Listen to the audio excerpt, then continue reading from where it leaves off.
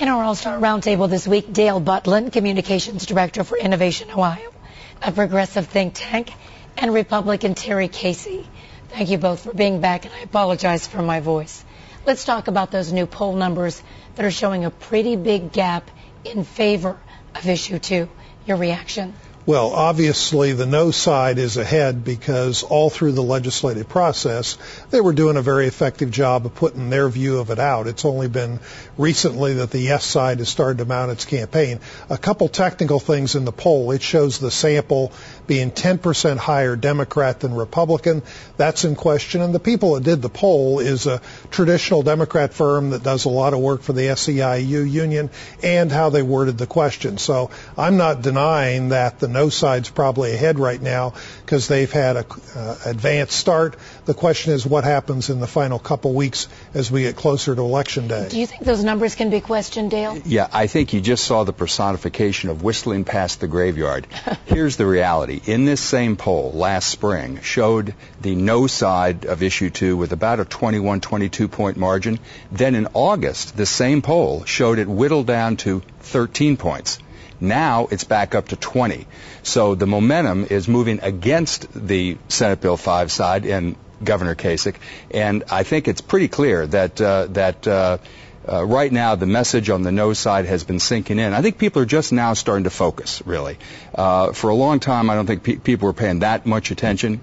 I think they are now. And I think the more they learn about this bill, the worse they like it. Well, Terry, even if, let's say the gap was only 10 points, when you're this close to election, you're a political veteran. That's a huge gap to overcome in a matter of weeks. Well, the difficulty is the way they worded the question is not anything like how the ballot language is. And it does make a difference on issue polling.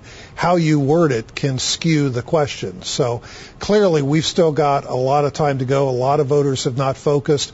And another thing is you check around in the parts of Ohio, the early voting by the absentee has not been as heavy as what I would thought. So there's still a long ways to go because this is a later election day, November 8th, than what we've had some in the past. So there's still a lot of time. I would tell Dale, don't buy your champagne yet and start celebrating because it's when people vote and who shows up to vote that makes the difference. That's exactly right. And of course, as Terry well knows, in an off-year election, turnout is everything. And then the question becomes, which side is more motivated? And there is no question in my mind, or I think most anybody else's mind, that the no side is far more motivated. And let me say one other thing. Another finding of this poll is that Governor Kasich remains monumentally unpopular. Now he has a job approval rating that's back down in the 30s.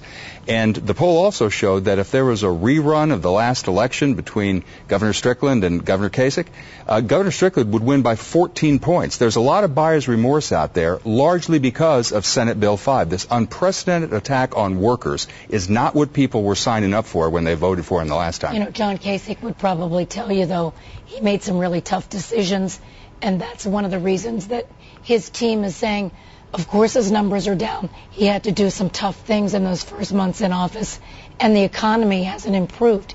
Terry, what do you think about the commercials that we're seeing and how effective the ad wars will be, not just for John Kasich and whether this is a referendum on John Kasich, but Issue 2 itself? Well, there's been a lot of commercials, which is good for the cash register at TV stations. But one of the confusing things that the yes side has, they're talking about people don't want to pay higher taxes, which in a way is a no message, but they need people to vote yes in order to stop higher property taxes. So that's in some of their recent commercials. But it does get a little confusing when you're kind of talking about the problems that the middle class, the taxpayers, are facing in Ohio and whether they want higher taxes. So they've got to communicate theirs. Another thing that this poll shows is the Democrats, actually independents, are basically split in this poll on the issue. The Democrats have galvanized more. They're home a lot more. One of the things that the yes side's got to do is make sure Republicans understand what a yes vote does and how that impacts their wallet. So there's still room to grow because a lot of Republicans are not yet as focused on this issue as what the Democrats are. With all due respect to my friend Terry, I don't think the voters are confused at all. The voters understand that this is a unprecedented assault on the basic fundamental rights of workers.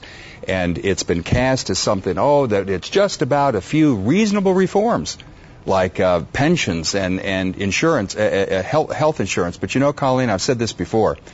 If that's all this bill were about, you could have done that in 2 or 3 pages. It's a 302-page bill. What are the other 300 pages about? I'll tell you what they're about. They're about stripping workers of their rights, and that's what the voters are reacting to. You know, the reality is, though, there are still some people who show up as undecided on that poll. That despite, we're kind of close to this issue, we've been talking about it for months, it's hard to believe that there are people out there who haven't made up their minds yet. What do each of you have to do in the coming weeks to convince that core group of undecided people the way they should vote November 8th? Well, actually, having done a lot of polling and been involved in it, sometimes undecided voters are people that might or might not vote. Because a lot of times, when you look historically in a municipal election year, it's a lot narrower turnout. And I think this will be bigger than average in turnout. But you also have a lot of people voting on November 8th who are turning out and voting on local property taxes. And people thinking about property taxes, not happy with paying more, they're in a different frame of mind than, say, a presidential election year when you've got a lot bigger turnout, more of these undecided. So a big question on the polling and on the sampling is, are they capturing who's really going to vote and who's going to turn out in this election? And do you agree with that? Those undecideds, what's your team going to be doing in the coming weeks to go after them and persuade them to vote no? Terry's right. Oftentimes when you get very late in the campaign and you still have undecideds, a significant portion of them typically don't vote in the end. However, I think that undecided number has been shrinking steadily. You can see it in the poll results. When you look, again, we're not talking about a single poll right now. We're talking about a poll that's been there over time. And what you're finding is that the pro-Senate Bill 5 side, the pro-Issue 2 side, is actually losing ground. They lost 6 points from the last poll that was done in August. The no side has gained 3 points. So that's a net 9-point turnaround, and some of that have come out of the undecided. So I think all the movement is toward the no side. If we can switch topics quickly, the Supreme Court in Ohio has said Democrats can take that congressional map, that controversial map, to the ballot. That could just be upheaval for the state of Ohio next year. We know we've got to get rid of 2 congressional seats. What are the possibilities at this point? Could we have a federal judge forcing a map on Ohio? We could, and we could if the Republicans refuse to compromise. I'm struck, Terry, I have in my hand, as they used to say, a Columbus Dispatch editorial today. Now, even the Dispatch... You normally don't read those. No, I always read these, but I will also tell you that the Columbus Dispatch criticizes Republicans about as often as the Curia criticizes the Pope. And yet today, they said, and I'm quoting it directly, having precipitated this problem by producing a map representing the most egregious example of gerrymandering in Ohio political memory, Republicans bear primary responsibility for producing something better. Now, if they do that, there will not be any referendum. I'm not going to hold my breath, but so I think there is a possibility that a federal judge might step in. But, the Republicans could avoid all this chaos and all this confusion by simply sitting down and drawing a map that is fair and reasonable and balanced. We have a 50-50 state pretty much in Ohio. 50% Republican, 50% Democrat. State. We are a purple state. They produced a map, Colleen, that on the congressional side, which is the one being challenged, has 12 safe Republican seats and 4 Democratic seats. Now, Terry can talk till he's blue in the face, but in a 50-50 state, a 12-4 differential is not fair. Well, actually, to bother Dale with a few facts, the voters, the people that decide, November of 2010, they elected 13 Republicans and 5 Democrats, and basically this new plan reduces the Republicans by 1, reduces the Democrats by 1. That sounds pretty fair. So the voters in November of 10 sent a message.